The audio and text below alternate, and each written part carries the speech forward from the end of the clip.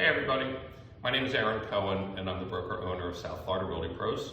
And being that we all have some extra time on our hands and stuck in our homes with our loved ones, I thought it'd be fun to do a video on my favorite pasta sauce.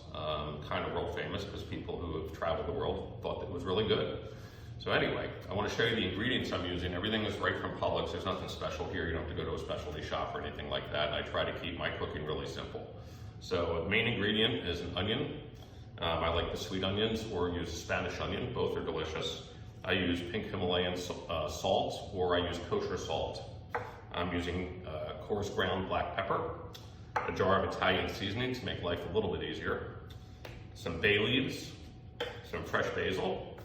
I happen to like the San Marzano tomatoes. It doesn't matter the brand, but I happen to like the Cento brand, and they make an organic one for 40 cents more a can.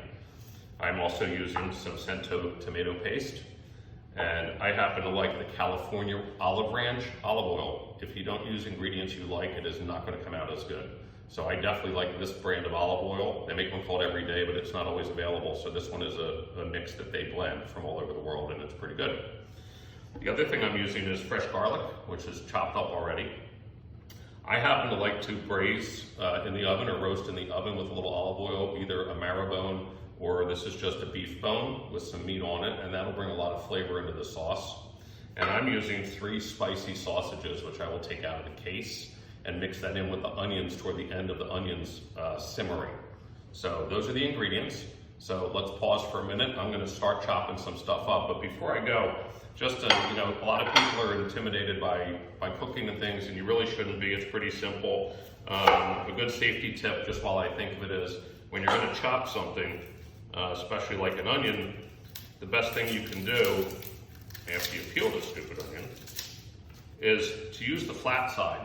So that's on your cutting board, and that way when you're slicing it, it's not moving around on you. And just by doing this,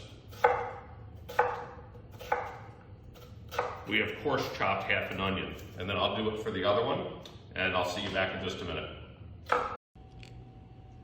Hi, welcome back. All right, we're ready to get going and start actually cooking. I've chopped up the onions, the full onion. I chopped up some garlic. I'm about to take the sausage out of the casing in just a moment, but before I do it, because this beef is going to take about 15 to 20 minutes to roast in the oven, and then we're going to put that into the sauce. So let me get my pan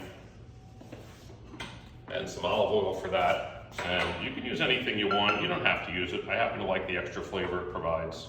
I was fortunate enough with my wife Darlene, who's our camera person, to take a trip to Tuscany a few years ago. We took a cooking class, and a really valuable technique that I learned from that was not to salt your meat until it's browned, because if you do it, it's not going to absorb the other flavors in the pot, and that's really important if you're doing sauces or you're doing a stew.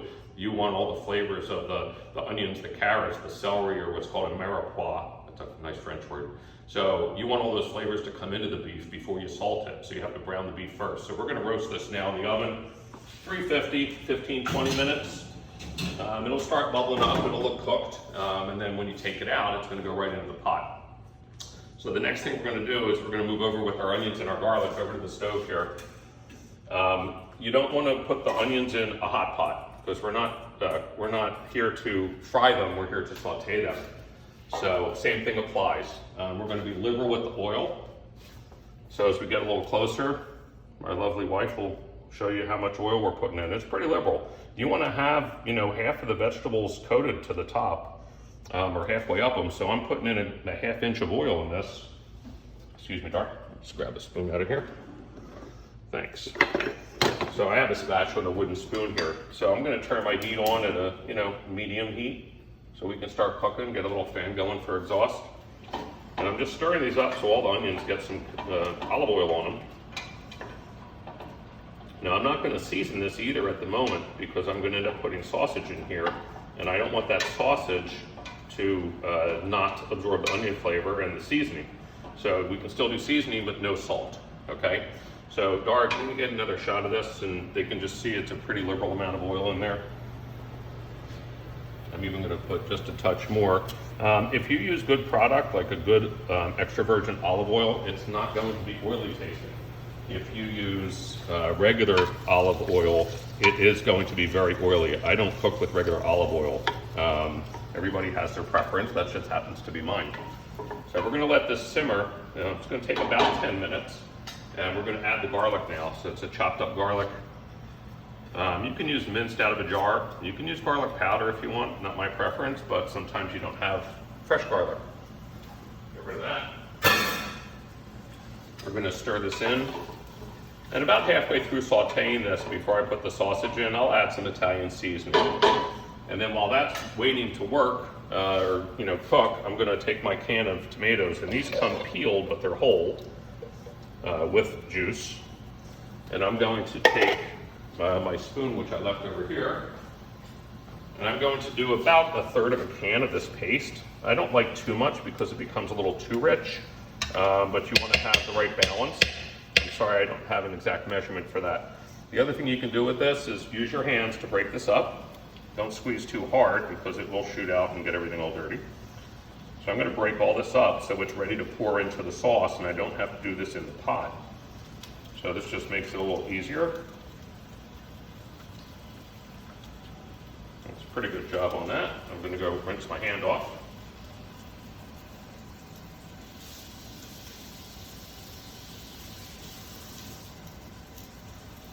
So I clean up as I cook. Not everybody does that. It's just my little idiosyncrasy. So I'm starting to get a little sizzle in here and things are cooking. Let me go take the casing off the sausage. I've already split them down the middle, it's not a big deal. I like the spicy sausage, it just adds a nice flavor and a balance. And the other thing too to keep in mind is I don't put any sugar or sweetener in my sauce because it's going to simmer for 2 or 3 hours. And when you do that, the acidity disappears from the tomato sauce.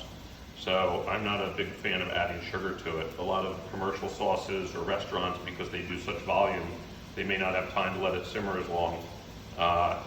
Then they put sugar in, and you'll see on the jar that it's one of the first ingredients that they have is sugar, tomatoes, and then sugar.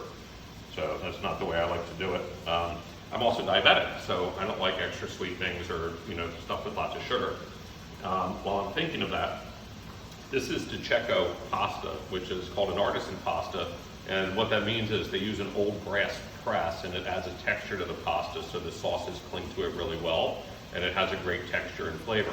There's another product that I couldn't find on the shelves, believe it or not, called Dreamfields, which is a higher fiber pasta and helps people with diabetes not absorb as much of the carbs, so less impact on your sugar. So if you're watching your sugar intake, look for Dreamfields. It tastes really good. You wouldn't know the difference most likely. I don't. So anyway, let's see how the onions are doing. Come on back.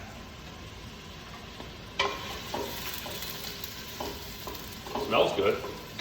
Garlic and onions cooking always smells good.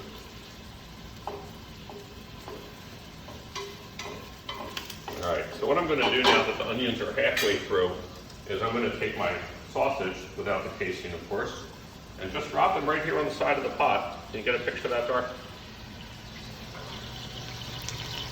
So I'm just going to cook these in there, and what I'm going to do is I'm going to let them brown a little bit on one side, and then I'm going to just start chopping them up and mix them in with the onions eventually.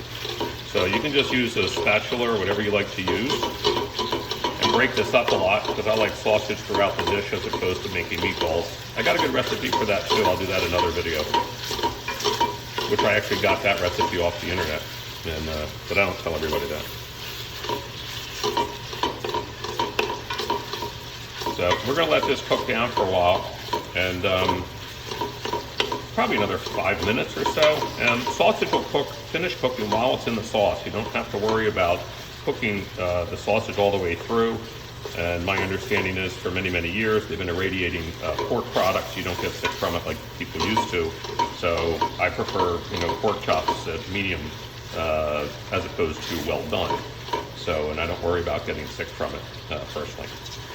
So now that we got this going, and we're halfway cooked through that, we can actually add our tomato sauce. But before I do that, before I forget, is I'm going to add some Italian seasoning. You can put as much as you want in. I'm relatively liberal with this, and we can always add more later. I just caution you not to add too much because you can't take it out. Now the oil in here is mixed with the sausage, so we're getting a really nice brown, rich color in there, and that's going to be flavored by the onions, and everything kind of melts together. And now that we have the sausage cooked, we can go ahead and let me wipe my hands off. And we can just take some salt.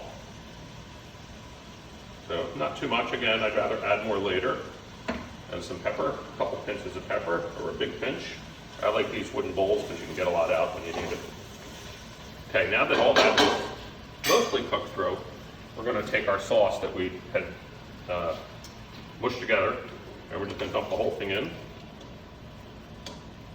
And you can use a spatula or your hands, whatever you're comfortable with, take out all the excess here, so you don't want to waste it. I'm going to get rid of this.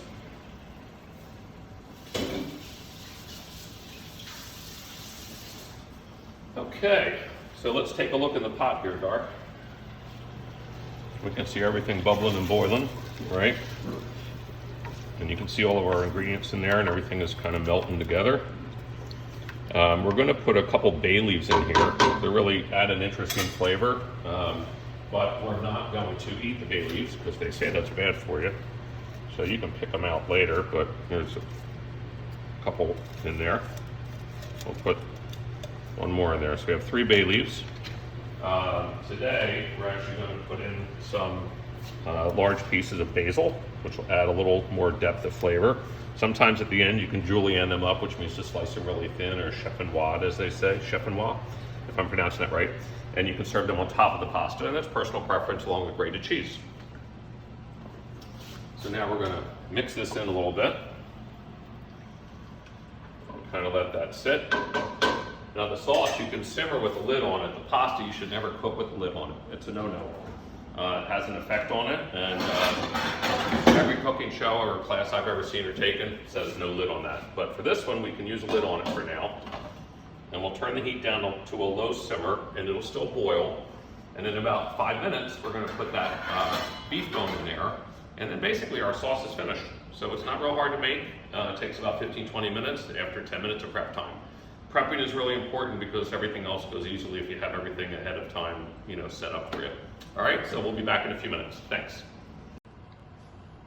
Hey everybody, welcome back. About 5 to 10 minutes has passed, and we're going to check on our beef bone. So open up the old oven, and as you can see here, this is nice and browned. So a good close-up of that. And what we're going to do is just take the top off of this. That's hot, and we're just going to drop this right in. You can see inside the pot everything is cooking. So we're just going to put this in with this other piece of beef here. You could use a veal bone or a pork bone or a marrow bone. They were just out of them at Publix, so on the marrow bones. I like those because you can keep them in the freezer easily too. So this is just going to sit in here for 2 to 3 hours, and we're just going to let this on a low simmer. You can see how the color has changed a lot. It's become beautiful, beautiful red. So let me get rid of that. Use my hot pad because this is hot. We're on low simmer. This will steam and be cooking. So we're good for a couple hours. When we come back, we're going to start the pasta and show you how to pull it all together. All right, thanks a lot. Hey everybody, welcome back. So before I drained the pasta, I took a ladle and a half of the water with the starch in it and put it into my sauce. If you take a look, you can see it's changed it. And now we're just going to dump all that nice pasta in there and give this a stir so everything can become one.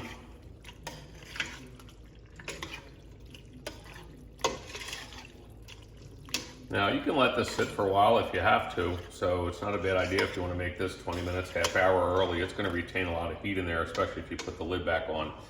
Don't forget to remove your bay leaves as you find them. And what we're going to do is grab a plate. And we're not going to have any bread tonight. There's another bay leaf, so we're going to get rid of that one. There you go. And you can see the sauce has really great color, and there's some sausage in there. We took the meat bones out. And then what you can do with the basil, if you want to, if you're going to use it, it's been rinsed and cleaned. You can roll the leaf up like that, and you can chop, creating some small strips. which you can then spread on top of the pasta. It gives a really nice fresh flavor to it, nice herb. And then one other thing that we're gonna do, you can use any cheese you want. There's Locatelli, which is a sheep's milk cheese, and that's got a very different flavor than the typical, it's also Romano. It's a very different flavor than doing a Parmesan. So either one, we're gonna do the Locatelli tonight. And we just have this nice grater over here. Give it some grating. And it's just like you're in Italy, all right? Enjoy.